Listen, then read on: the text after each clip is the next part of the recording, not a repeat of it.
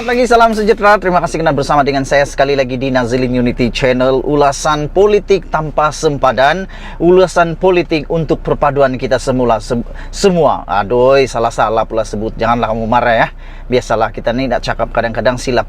Okey, tapi sebelum itu tolong kalau kamu suka dengan channel ini, tolong tekan butang subscribe. Ramai lagi yang lupa tekan butang subscribe supaya kamu dapat isu-isu terkini, ulasan-ulasan terkini, pencerahan-pencerahan terkini, dan yang paling penting, pendedahan terkini yang sulit dan luar biasa yang aku akan berikan kepada kamu semua.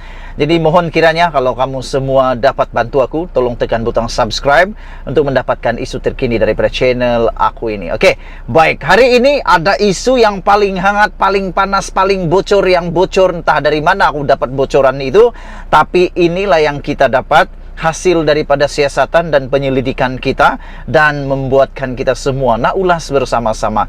Kalau kamu dapat, tolong kita ulas sama-sama dengan bantu aku berikan komen kamu tentang perkara dan juga pendedahan yang aku nak bawakan kepada kamu semua. Tolong juga supaya komen-komen anda itu tidaklah menyentuh sensitivity tetapi membangun kita semua. Hari ini ulasan aku yang seterusnya hari ini bersangkut paut dengan Perikatan Nasional, yang mana tular di media sosial, tular di dalam mana-mana tabloid mengatakan bahawa ada masalah besar dalam Perikatan Nasional. Wow, bila aku baca, aku teliti, aku analisis, aku baca mereka kata, mungkinkah Perikatan Nasional akan berpecah? Mungkinkah Perikatan Nasional akan tumbang? Atau mungkinkah Perikatan Nasional akan dibubarkan, kata mereka. Aku rasa secara pribadi tak mungkinlah Perikatan Nasional itu bubar, kecuali hanya satu perkara yang berlaku, yaitu PAS kembali semula kepada UMNO ataupun Barisan Nasional, atau UMNO lah yang paling tepat, membentuk Muafakat Nasional yang sebenarnya belum pun dibubarkan lagi. Muafakat Nasional sebenarnya masih ada, cuma tergantung tanpa tali, mati pun tidak, hidup pun tidak. Tapi kalau PAS kembali semula kepada Muafakat Nasional, makna kata UMNO dan PAS akan sama-sama bersekutu sekali lagi dalam pembangunan pemufakatan ummah. Hari ini dinafikan, PAS bersatu menafikan ada masalah dalaman Perikatan Nasional. Tapi ingat, dalam Malaysia ni ada satu perkara yang menarik, yaitu kabar angin jangan terus dibuang dibuang mentah-mentah.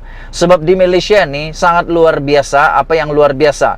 Di Malaysia ini uniknya, kata mereka, dinamik politik dia, yang orang kata bila-bila boleh berubah daripada berita palsu, bukan berita palsu, daripada berita kabar angin, tiba-tiba jadi benar pula. Orang berhabis nak nafikan, tiba-tiba benar pula. Orang berhabis nak cuba menyembunyikan, akhirnya terbukti dan terlerai pula. Tapi tak apalah, kita hanya dapat menentukan itu semua apabila sampai waktunya. Demikian pula hari ini ada kabar angin mengatakan bahawa dalam Perikatan Nasional ada masalah antara PAS dan Bersatu. Walau bagaimanapun, PAS dan Bersatu telah menafikan masalah tersebut. PAS petang kemarin memberikan pencerahan mengenai pendirian sebenar mereka mendepani Kerajaan Perpaduan yang diterajui Anwar Ibrahim. Timbalan Presiden PAS Tuan Ibrahim Tuan Man berkata, pendirian rasmi parti itu adalah seperti yang terpapar pada kenyataan yang dikeluarkan oleh pemimpin tertinggi Perikatan Nasional. Dengan kenyataan itu, PAS dilihat sudah memuktamadkan peranan mereka untuk tidak bersama dengan kerajaan pusat, sebaliknya kekal dengan Perikatan Nasional. Kenyataan pengurusi Perikatan Nasional, yaitu Muhyiddin Yassin kemarin, adalah keputusan yang rasmi kepada kami, kata mereka melalui Malaysia Kini.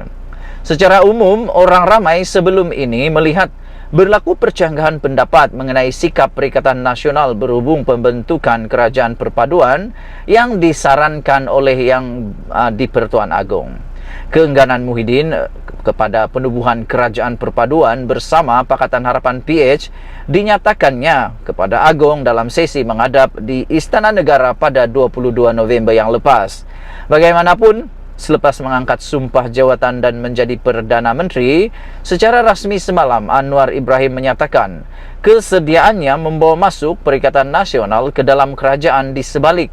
Reaksi yang tidak memberangsangkan ditunjukkan gabungan tersebut melalui Muhyiddin Yassin. Pagi tadi, Setiausaha Agung PAS Taqiyuddin Hasan berkata, Perikatan Nasional akan membincangkan tawaran Anwar untuk menyertai Kerajaan Perpaduan. Katanya, PAS juga meninjau pandangan dan kesediaan rakyat, khususnya para pengundi mereka dalam PRU 15 lalu. Beliau berkata cuma berbeza perkataan. Tidak lama kemudian, Muhyiddin menyatakan akur dengan pembentukan Kerajaan Perpaduan yang diterajui Pakatan Harapan dan Perikatan Nasional akan memainkan peranan sebagai semak dan imbang kepada kerajaan. Dengan Kerajaan Persekutuan yang diterajui oleh PH, Perikatan Nasional akan memainkan peranan semak dan imbang dalam Parlimen Malaysia dengan membawa suara rakyat selaras dengan prinsip demokrasi berparlimen, kata mereka. Bergerak ke hadapan, move on. Perikatan Nasional akan meneruskan perjuangan demi kesejahteraan rakyat dan kemakmuran negara berdasarkan prinsip prihatin, bersih dan stabil, kata Muhyiddin. Petang kemarin, Muhyiddin mengesahkan Perikatan Nasional akan menjadi pembangkang namun terbuka untuk merintis kerjasama dalam bentuk lain dengan kerajaan. Ini mungkin merujuk kepada perjanjian keyakinan dan perbekalan, dan aku yakin apa yang Muhyiddin cakap sebelum ini tentang bilangan, dia sudah mula undur sedikit ke belakang. Dan pada 19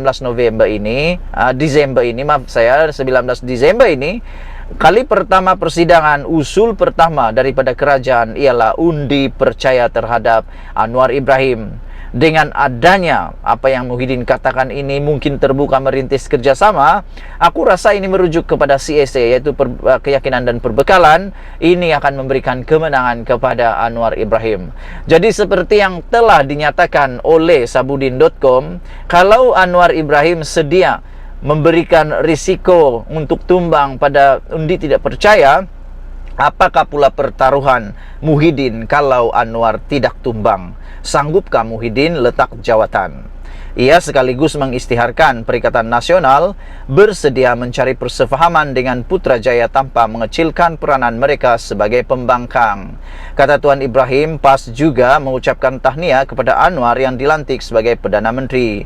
PAS berharap Perdana Menteri dapat berlaku adil kepada semua ahli parlimen yang telah dipilih oleh rakyat serta mempertahankan pembangunan yang seimbang antara negeri-negeri, katanya lagi. Sementara itu, Timbalan Presiden Bersatu Ahmad Faizal Azumu yang dihubungi turut membuat penegasan yang sama. Kata Ahmad Faizal, tidak ada sebarang perbezaan pendirian di antara PN dan PAS berdasarkan kepada kenyataan yang dikeluarkan oleh pemimpin parti tertinggi tersebut. Itulah dia saudara-saudara sekalian untuk kali ini. Jangan lupa kamu tekan butang subscribe, share video ini yang memberikan pencerahan. Adakah Perikatan Nasional akan bubar? Jawapan dia tidak, kerana PAS dan Bersatu menafikan ada masalah dalam Perikatan Nasional. Malaysia kita punya, kita jaga sama-sama. Cintai Malaysiaku. Bye-bye.